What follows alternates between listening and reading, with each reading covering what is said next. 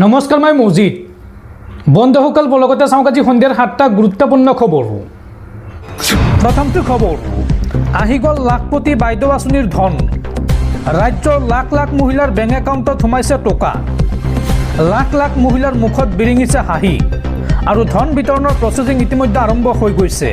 মুখ্যমন্ত্ৰীয়ে বিতৰণ কৰিলে এই লাখপতি বাইদেউ আঁচনিৰ ধন।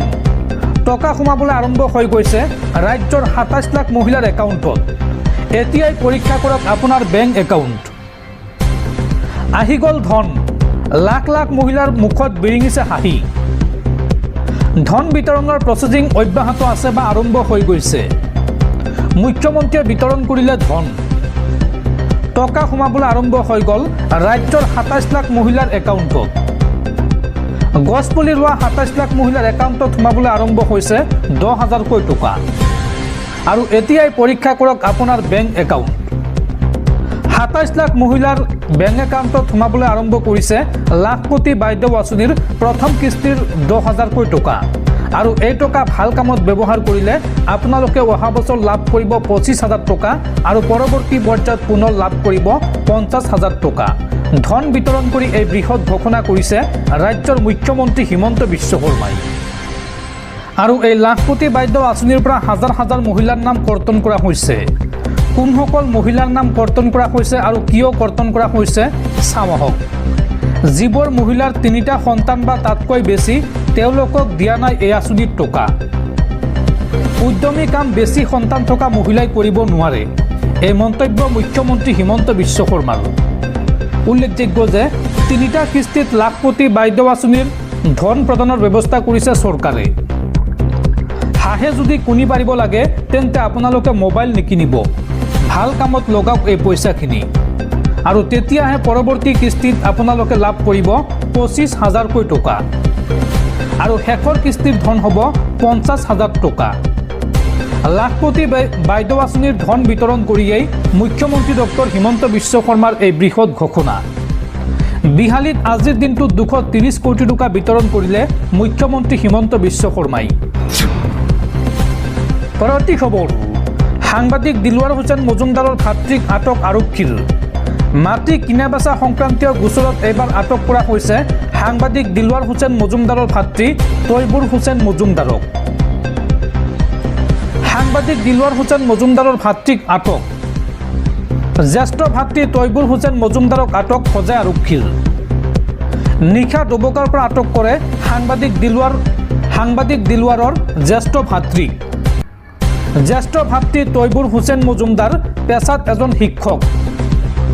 আৰু মাটি কিনা বেচা সংক্ৰান্তীয় গোচৰত আটক কৰা হৈছে তৈবুৰ হুছেইন মজুমদাৰক। বৰ্তমান আকাশীগংগা উপ আৰক্ষী চকীত তৈবুৰ হুছেইনক জেৰা অব্যাহত ৰাখিছে আৰক্ষীয়ে। পৰৱৰ্তী খবৰ, দেশৰ সাধাৰণ জনতাৰ ওপৰত পুনৰ মাধমাৰ। আজিৰ দিনটোত একেলগে দাম বাঢ়িল প্ৰায় 900 বিধ ঔষধৰ। জ্বৰৰ পৰা আৰম্ভ কৰি গেষ্ট্ৰিকৰ ঔষধলৈকে দাম বৃদ্ধি পাইছে। কি কি ঔষধৰ দাম বাঢ়িল চাওঁ আহক। একেলগে বাঢ়িল প্ৰায় 900 বিধ ঔষধৰ দাম। পুনৰ গ্ৰাহকৰ ওপৰত মাধমাৰ কেন্দ্ৰীয় চৰকাৰৰ। এবাৰতে 1.74% দাম বৃদ্ধি পালে জীৱনদায়িনী ঔষধৰ। জ্বৰৰ পৰা আৰম্ভ কৰি তেজৰ ৰোগ, হৃদৰোগ, বৃক্কৰ ৰোগলৈকে সকলো ঔষধৰ দাম বৃদ্ধি পাইছে। ৰক্তচাপ, বৃক্ক আৰু তেজৰ ৰোগ যেনে হিমোফিলিয়া, চিকেল চেল, তেজ পাতল কৰা ঔষধ, তেজ জমা হোৱা ঔষধৰ দাম বৃদ্ধি পাইছে। Cholesterol, insulin, diarrhoea, gastro, stroke, পক্ষাঘাতৰ বিষনাশক ঔষধৰো দাম বাঢ়িল। তেজ পৰীক্ষাকে ধৰি বিভিন্ন হৃদযন্ত্ৰৰ অস্ত্ৰোপচাৰৰ সামগ্ৰীৰো দাম বৃদ্ধি পাইছে আজিৰ দিনটোত। আৰু এইদৰে একেলগে দাম বাঢ়িল প্ৰায় 900 বিধ ঔষধৰ। দৰ্শকসকলৰ বহুতো গুৰুত্বপূৰ্ণ খবৰ আছে। তাৰ আগতে আপোনাক জনাওঁ যে যদি আপুনি এতিয়ালৈকে এইটো ভিডিঅ'ত লাইক কৰা নাই তেন্তে এতিয়াই ভিডিঅ'টোত লাইক কৰি দিয়ক। আৰু এনেকুৱা ধৰণৰ ভিডিঅ'সমূহ নিতৌ চাবলৈ চেনেলটো ছাবস্ক্ৰাইব কৰি কাষত থকা বেল আইকনটো প্ৰেছ কৰি ৰাখক। পৰৱৰ্তী খবৰ, অসম তথা ভাৰতক লৈ এইবাৰ ভয়ংকৰ ষড়যন্ত্ৰ চুবুৰীয়া ৰাষ্ট্ৰ বাংলাদেশৰ। চীনলৈ গৈ অসম তথা উত্তৰ পূবৰ বিৰুদ্ধে কু অভিসন্ধি বাংলাদেশৰ। নৰ্থ ইষ্টলৈ চীনক আমন্ত্ৰণ জনালে বাংলাদেশৰ মুখ্য উপদেষ্টা মহম্মদ ইউনুছে।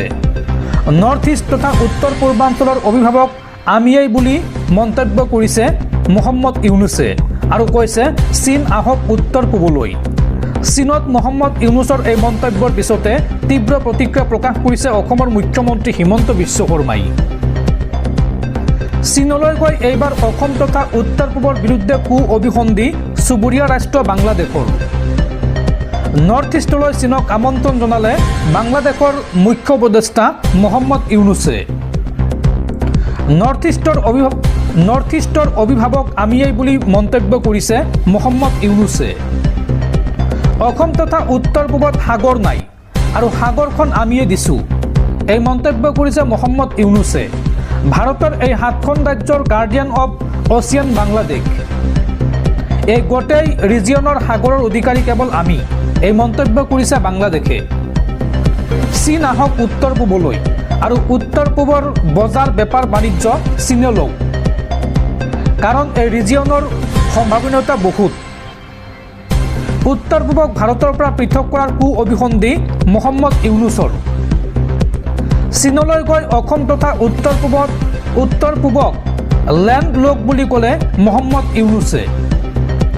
বাংলাদেশ উত্তৰ পূবৰ সাগৰীয় প্ৰৱেশৰ অভিভাৱক। উত্তৰ পূবক মূল ভূখণ্ডৰ পৰা পৃথক আৰু বিচ্ছিন্ন কৰাৰ পৰামৰ্শ দিছে চীনক বাংলাদেশ চৰকাৰৰ মুখ্য উপদেষ্টা মহম্মদ ইউনুছে। চীনত মহম্মদ ইউনুছৰ এই মন্তব্যৰ পিছতে এতিয়া তীব্ৰ প্ৰতিক্ৰিয়া প্ৰকাশ কৰিছে অসমৰ মুখ্যমন্ত্ৰী ডক্টৰ হিমন্ত বিশ্ব শৰ্মাই। মহম্মদ ইউনুছৰ এনে বক্তব্য আক্ৰমণাত্মক আৰু তীব্ৰ নিন্দনীয়। মহম্মদ ইউনুছৰ এই উচতনিমূলক মন্তব্যক সহজভাৱে লোৱা নহ'ব আৰু দীৰ্ঘদিনীয়া গভীৰ কৌশলগত এজেণ্ডা প্ৰতিফলিত হৈছে ইয়াত। ছ'চিয়েল মিডিয়া হেণ্ডেল এক্সত এই বিশেষ মন্তব্য কৰিছে ৰাজ্যৰ মুখ্যমন্ত্ৰী ডক্টৰ হিমন্ত বিশ্ব শৰ্মাই। পৰৱৰ্তী খবৰ, দেশত পুনৰ ভয়ংকৰ ৰেল দুৰ্ঘটনা। এইবাৰ দুখন মালবাহী ৰেলৰ মাজত মুখামুখি সংঘৰ্ষ আৰু এই ভয়ংকৰ ৰেল দুৰ্ঘটনাত এই পৰ্যন্ত 3জন লোকৰ মৃত্যু হৈছে। দেশত পুনৰ ভয়ংকৰ ৰেল দুৰ্ঘটনা। দুখন ৰেলৰ মাজত এইবাৰ মুখামুখি সংঘৰ্ষ। এই ভয়ংকৰ ৰেল দুৰ্ঘটনাত বৰ্তমানলৈকে 3জন লোকৰ মৃত্যু হৈছে। থিতাতে মৃত্যু হৈছে দুখন ৰেলৰ লোকো পাইলটৰ। ঝাৰখণ্ডৰ চাহেবগঞ্জত সংঘটিত হৈছে এই ঘটনা। কয়লাভৰ্তি ৰেল আৰু মালবাহী ৰেলৰ মাজত মুখামুখি সংঘৰ্ষ হয় আৰু ৰেল দুখনৰ সংঘৰ্ষত CRPF জোৱানসহ আহত হৈছে 18গৰাকী যাত্ৰী আৰু এই দুৰ্ঘটনাৰ পিছতে জ্বলি উঠে কয়লাভৰ্তি ৰেলখনৰ ডবা। ঘটনাস্থলীত ইতিমধ্যে উপস্থিত হৈছে ৰেল বিভাগৰ বিষয়া আৰু নিৰাপত্তাৰক্ষী।